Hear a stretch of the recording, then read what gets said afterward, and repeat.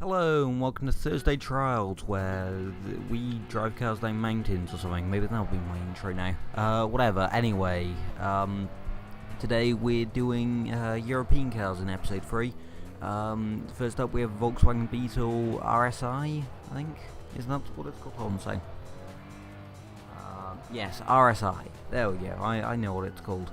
I prepare. Yeah, this has an interesting body kit at least. I expected this car to be rather crazy. It was all-wheel drive, our first all-wheel drive car, which I was hoping meant that it would be all good handling, all stability of a front-wheel drive car with less understeer. It was true on the less understeer part, but it seems that rear-wheel drive is going to be quicker, because this didn't have the benefit of acceleration really. Which was slightly odd. It was easier to drive, I'd say, but easier to drive doesn't necessarily mean faster, which is what we're going for here. As you can see there, it sort of just understeers into corners. It has fairly good entry, and through these high-speed sections, it is fairly easy to drive, I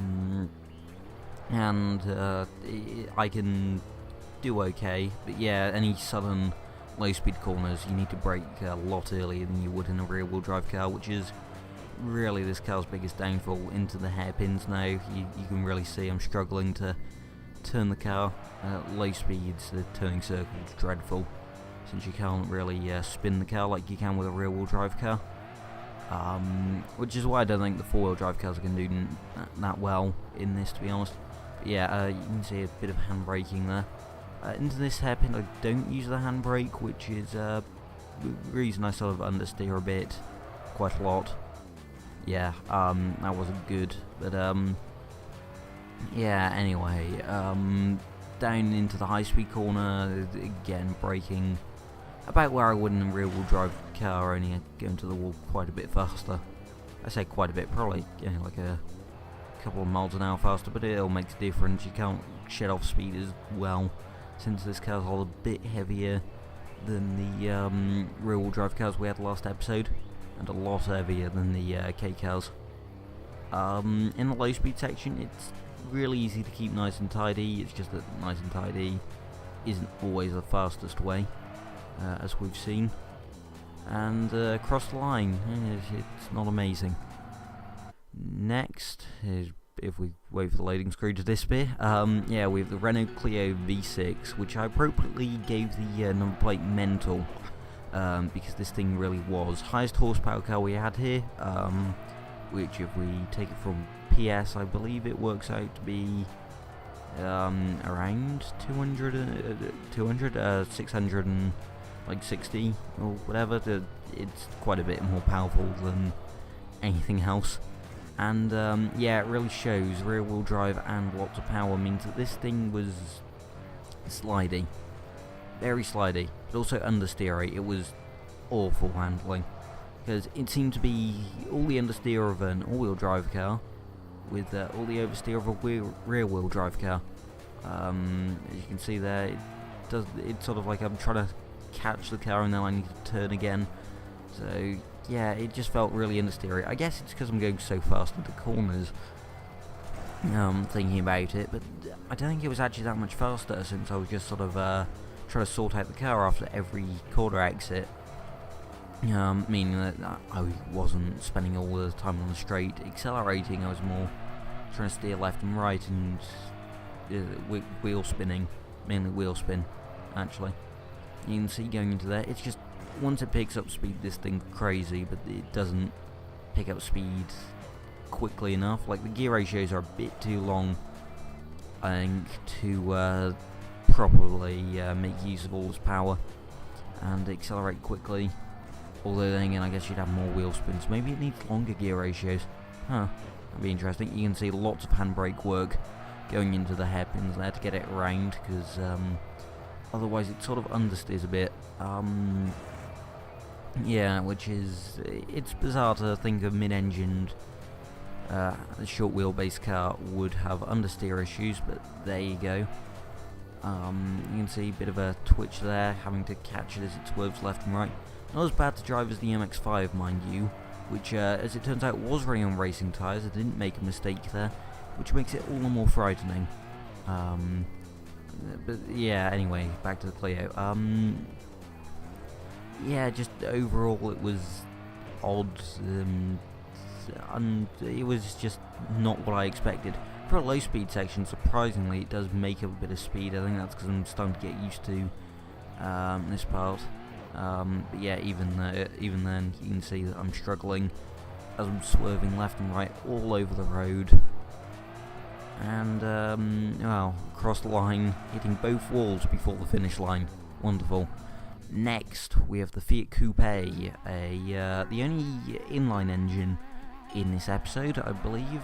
Yeah, everything else was V6, I'm pretty sure. Yeah, this was surprising, actually. I thought with this much power in a front-wheel drive car, it was going to be understeer a mess. No, as it turns out, front-wheel drive is good in this game. Like, there's still the understeer issues, but you can solve it with the handbrake, which is quite nice. You can see that there's still a bit of understeer, but like, if I want to get around a corner, you just yank the handbrake after you're done braking and starting to turn in, and you can basically get the front in. And yeah, it's it was pretty good in that regard. So as we go through there, clipping walls everywhere, keeping it fairly neat and tidy though, which is pretty good. I've said pretty good too much now. I don't know, apparently that's my thing with this car. It was yeah, just surprisingly stable. Yeah, it was, as we can see going around here, it sort of missed the apex a bit, but still quite a lot of smoke actually coming from the front wheels there. See now, do I use the handbrake? Yeah, I think I dab the handbrake a bit there. You can see if there's marks on the road. Well, actually there, you can see there I used the handbrake there. I didn't pull it hard enough, or soon enough. Interestingly, I think the one time I checked the Clio, Clio's top speed into the hairpin, I think the Fiat actually got higher. I think the Clio only did around 140 kilometers into there, while the Fiat did around 150. Although it could have just been a bad run with the Clio the one time I checked it. But it's interesting to think that maybe because the shorter gear ratios on the Fiat, since it's lower powered, the game defaults to giving it shorter ratios, may end up helping it a bit. Anyway, into the hairpin, I tried to handbrake it, but it's a thing with front wheel drive cars where the front sort of decides to line back up again. And yeah, into here, I surprisingly almost made the corner without hitting the wall. I don't think I made it, maybe I did in the Fiat Coupe or something. Low speed section, I would have thought this car was going to do pretty well on, and sort of understeer was a big issue, and since I could kind of handbrake it though, I could sort of help myself, although I didn't apparently. Going through in the recording afterwards, compared to what I was, what I think is a good idea compared to what I actually did, yeah, it's a bit weird. Anyway, across the line now, and now loading again. The last car is the Audi TT, which was another all-wheel drive V6 car. Not quite as much power as the Beetle, which I think is the first time that's ever been said. But yeah, it surprised me since it's a bigger engine. I think it has more horsepower stock, and they're both naturally aspirated. So yeah, I'm not really sure what's up with that. Anyway, this car was unbelievably good actually. Like it seriously handled well, which is pretty good. It didn't have any of the understeer issues that I was expecting. Instead, it was pretty stable. It just lacked that get up and go out of corners that you really need. It wasn't most aggressive through corners, but it was really nice to drive actually. I'm looking forward to driving the all-wheel drive cars, even if they're not the fastest. They are just so much better to drive than everything else. Well, the Fiat Coupe wasn't that bad. Bit of understeer into that corner, quite a lot actually.